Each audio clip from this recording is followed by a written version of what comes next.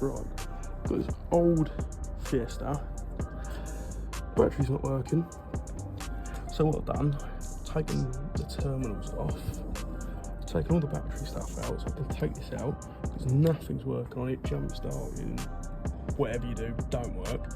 So I'll take that out, replace it with that one, just to see if this thing turns over. If it turns over, I'm going to give it a read to see what could be wrong with it, because I've been told there's a lot more wrong with this engine. So if that battery works, I'll keep you updated.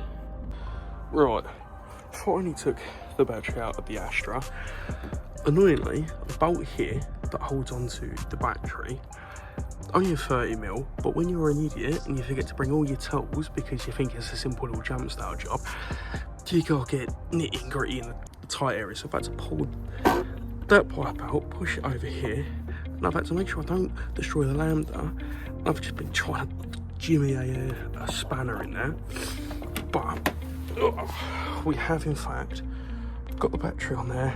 All the terminals are on. I've clamped them together, and now we get to see whether or not this starts. I've only put this in simply to start it, then I can read it on a code reader to see what else has gone wrong, and then we can go from there on getting this thing fixed and actually back on the road so I can use it as a daily, because this isn't really a fantastic daily. The fuel on this is ridiculous. Already good. Oh wow, camera's a bit. Ooh. There we go. Already have had hearing buzzing noises, which is a good sign. This car is absolutely filthy. It's been sat here for about 7 months, but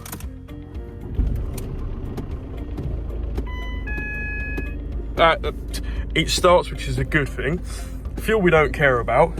What I have got is my code reader sat there. Annoyingly, there's some sort of knocking noise down there. That's not my main issue. The fact that this is running now and I can read it is what I'm happy about. The code reader I've got is from Amazon. It's called an iCar Pro. Literally costs about 30 quid. Simple as you download some like a little scanning app, which I've got as a car. I've literally just downloaded a car scanner. To get like a better version, it costs like 7 quid. I think that's just to do with all the code reading and stuff, which is why you'd obviously want it. 7 quid, 30 quid for the code reader. You can find cheaper code readers out there, which is nice. But that one specifically said it works with iOS.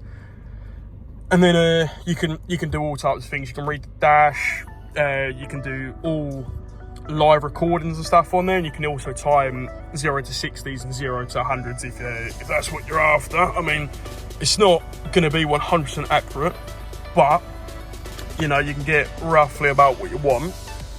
Car's a state, which it will need a clean, but that's obviously not the main thing.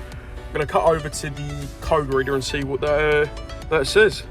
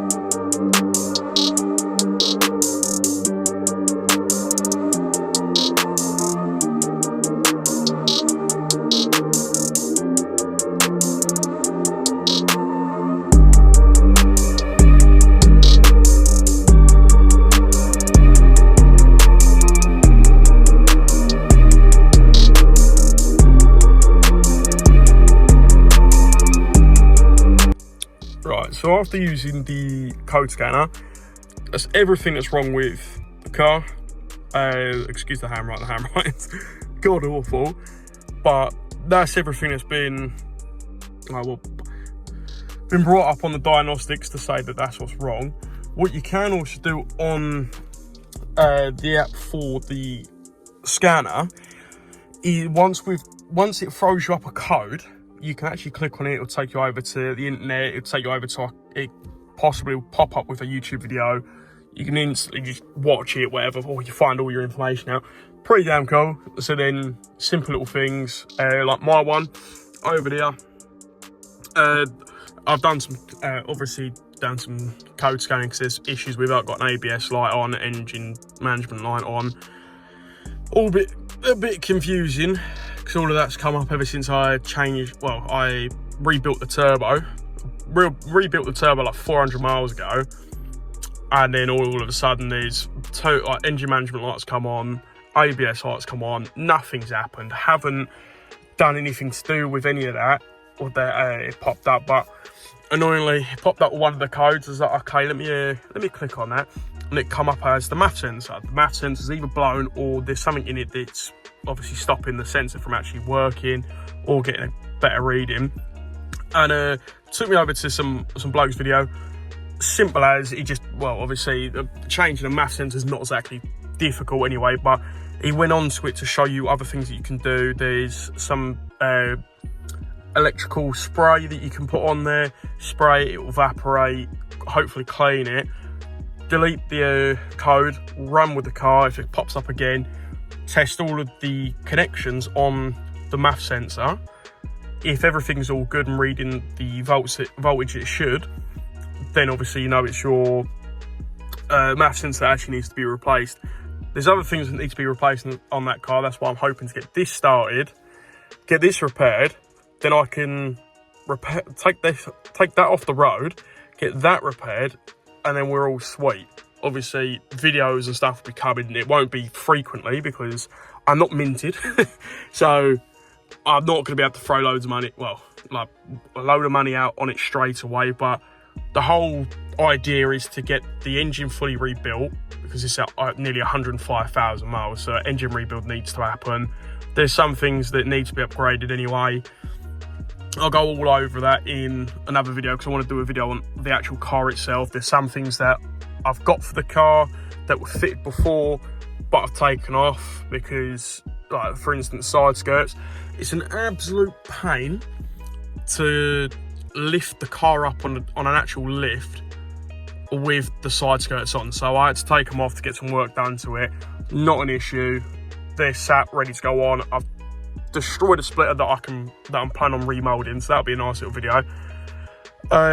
There's all different types of things that need to be done on that car, which I will hopefully be able to start doing videos on, because that'll be pushed aside and just left and dealt with properly.